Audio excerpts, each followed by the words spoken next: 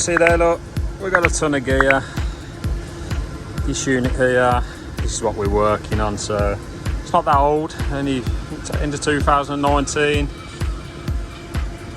It's a, what we got? It's a Daikin Sky Air, obviously it's a R32 unit, it's just a single split. What size we got? Size 100, so basically I did a service on this not long ago, and for some reason there's no power. Checked the isolator, the isolator's off. Did a bit more digging, put a probe on there, and there's no refrigerant left in this unit, so like I say, we've got all this gear, and yeah, we're going to carry out a pressure leak test on this and see what we can find. We've got the Yellow Jacket P51 back out again. I showed you all that in the last video, so I get some hoses rigged up. I don't think I've showed you this on YouTube, so I think I said before, I lost all my old manifold and lines and my pack out box, which sort of clipped in between there, so I'm trying one of these. So this is from Velocity, and if you don't know Pete, PB Plumber, this is one of his bags, so this is where my digital manifold will sit there. Got all my hoses, fittings and stuff, vacuum probes, there's room for tools and stuff. So got some of these as well from Unilight. So yeah, I'm going to see how that gets on for a bit. Of course I've got the radio, wouldn't be without that now. So I'm going to get this nitrogen rigged up. We're just going to pump a little bit of pressure in here. I suppose we'll start by checking the usuals, the flare nuts. Not the greatest pipe work, to be honest, but I don't really know where that goes inside the building, but we'll put some pressure in, check the flare nuts first. We'll probably, if we can't find anything, we'll shut them service valves there and split off the outdoor from the indoor and just see where we're at, to be fair. We've got a bit over eager. I just wanted to put 15 bar in to start with, so we're on what, 15.9 nearly. So what I'm going to do, we'll hit that. I'm going to go pressure hold, allowable change 0.5. Just do a 10-minute one. Continue.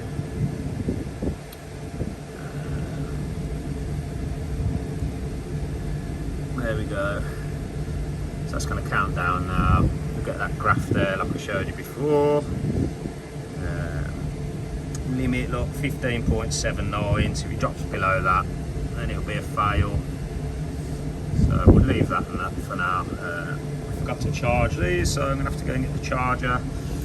I will get some leak spray and we'll spray around the flare nuts, although I can't see any signs of oil, but you never know. We can check the coil. I mean, this is a brand new unit, but stranger things have happened, so you know, a lot of the time if the coil goes, it usually goes in the corners or on the end loops, so we can have a look at that, go inside, we'll have a look at the cassette as well, see what we can see. Oh, I completely forgot I had this in here, but I've got this little power bank from Unilight, so I've still got a bit of juice in there. So I think what I'm going to do, magnetic, which is really good, so I'm going to shove that if I can. There you go. So let's put it somewhere a bit better. Shove that on there. See there, look, that's charging now. Sorted. Oh, I've accidentally knocked the screen, so I'm going to have to start this again. Still at about 15.8, so not really dropped much as of yet, but we'll just start that again. So we've got another 10 minutes on that, so I'm going to go and get some leak spray and we'll just start spraying around, I think. So just while that's finishing that little 10-minute test, I just thought we'd have a look. I mean, I don't really want to slight anybody's installs and stuff, but I think I'll probably jot down that, look. So we've got, I don't know, this bit of old cable, and then we've got this, and this is outside, so it's not really the greatest. I mean, I think what happened here, I'm guessing them two units there used to serve the space, and then I think what they've done, they've fitted this unit and another one around the corner. So whether they've reused pipe work or cable, they've obviously reused the cable. But more interestingly, I was just looking down here, and there's a bit of a lagging joint there. And then if we undo that, you'll see there, look, we've got some press fittings now. I don't often come across these, to be fair. Always thought about trying them, but not really had any experience with them. But now I know that we've got some press fittings there. That's another area that I can potentially check for a leak. So I suppose there's going to be one here as well. Yeah.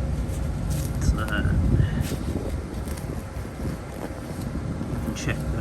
we can check them as well. Yeah, see what we can see further down the line as well. Oh, I forgot to bring the leak spray, so I'm going to go back to the truck, but I've covered all my gear with a tarpaulin, but I don't even know if I've had a chance to show you this. I know a lot of you guys in the US probably use these to protect you from the sun, but I've got one of the world's most expensive umbrellas, so if you haven't seen these, it's basically an umbrella with a big giant magnet on the bottom. I'm going to put it up just in case it starts raining and these things get soaked, so I'll stick that up and then I'll move the P51 over here. So we come down to the last 10 seconds. It's only a little 10-minute test at 15-16 bar, and it's going to pass that. So what we're going to do, we're just going to pump this right up, and then we're going to go around and we're going to spray any of them press fittings that I can find and all the flare nuts and stuff. So you'll see there, look, pass. That's what happens if it passes the test. So let's get it pumped up and then let's go and have a proper look round. We got a coffee and we got two different leak sprays. We got a thicker one and a thinner one.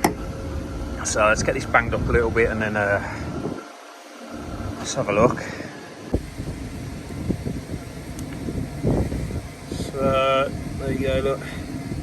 I did put that up to 35, so it is starting to drop now. We'll just start another pressure hold. I'll just set that for half an hour.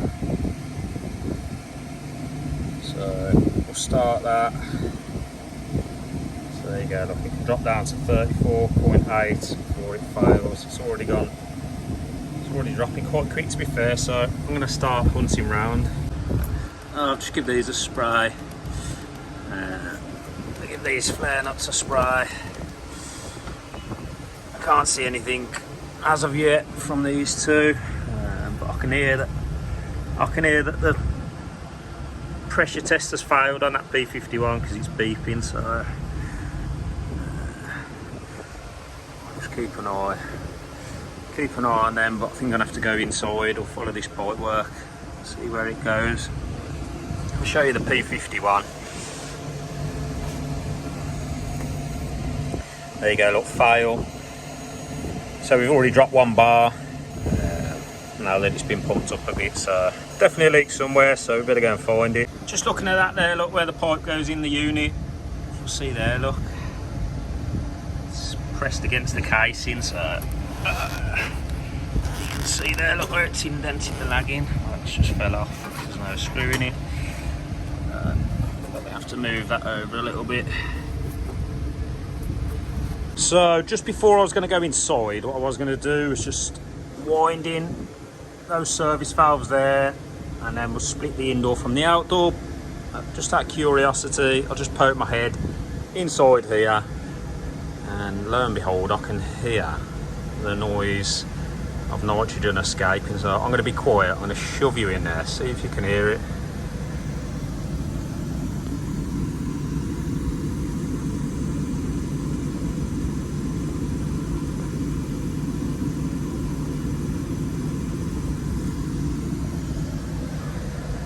I'm not sure whether you can hear that, but I don't yet know what it is. But these are renowned for having leaking coils in the past, so I think what we're going to do is rip this side panel off here, and then we're going to have a look inside that unit and down the edge of that coil. Hopefully we found it. To me, this looks like it's already been off, so you can see, look, see that gap there? That seems like it's bent. All these caps were loose, they were only hand tight, so like I said, that was isolated. Apparently nobody knows of anybody being here and switching this off. Nobody knows of anything the matter with this unit, but something's obviously happened. There's definitely signs that something or somebody's been here. So let's get this panel off, and then we can see exactly where we've got this leak.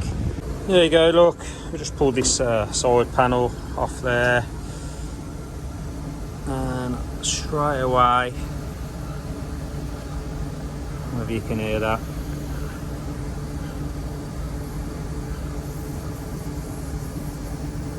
Definitely coming from there.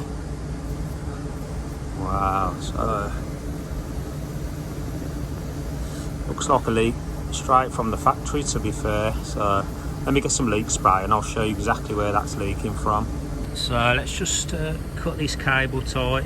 I can get these out of the way, and then grab some leak spray.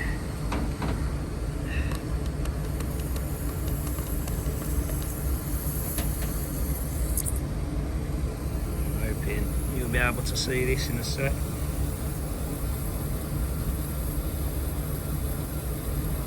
There you go, look.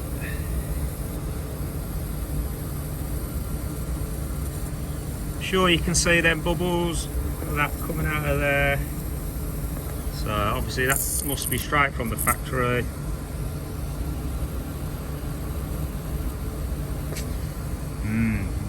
So I'm definitely going to need a new liquid receiver.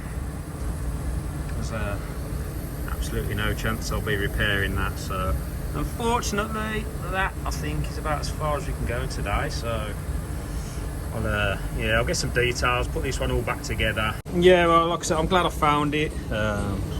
Obviously, it's a shame I can't get this fixed today, but it is what it is. Before I get caned too much about all this crap, I didn't do this. This roof we're on has got a lot of different shops and stuff, all their kits up there, so there's a lot of old crap, and then there's a lot of people who don't take their rubbish away.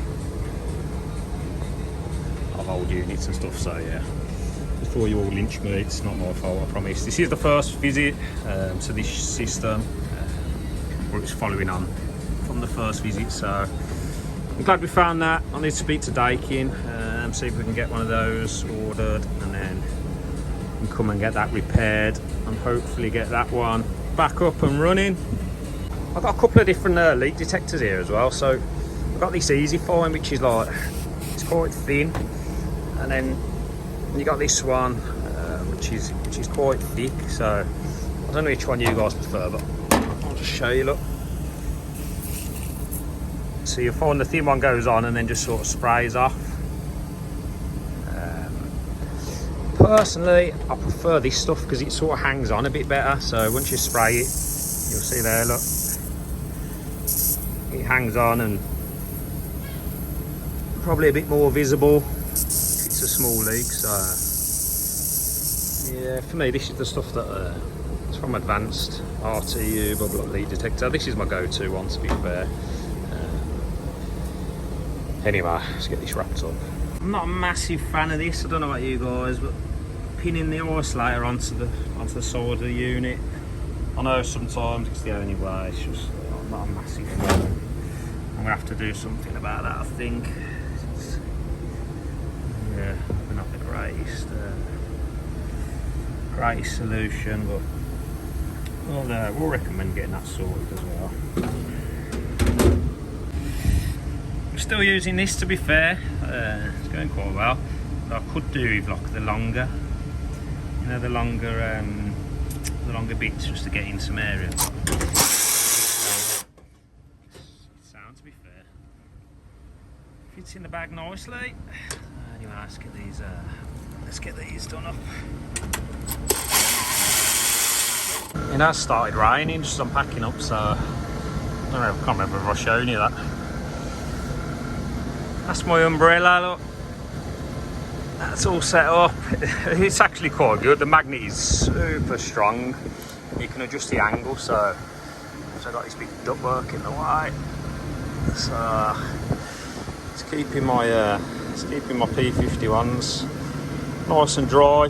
You see on there, look, we started with 35 bar, so half an hour, we're down to 33.3, so obviously we found the leak. It's all back together. Hopefully I can bring you guys back and we'll put that new receiver on. So bit of a pig because it's right in the city centre, so you see like all this gear. I've got all my vacuum pump, I bought refrigerant, nitrogen, obviously all the gear up, because I was hoping that it was going to be something that I could fix the same day. You can only get to offload early in the morning, so oh well, just the nature of working in the city centre, so I'll have to get all this gear back. Like I said, yeah, we'll come back with that new receiver. Hopefully I can bring you guys with me. So if you like the video, please hit the like button and then hit the subscribe button if you'd be so kind. Massive thank you for watching as always. And yeah, I'll catch you guys on the next one.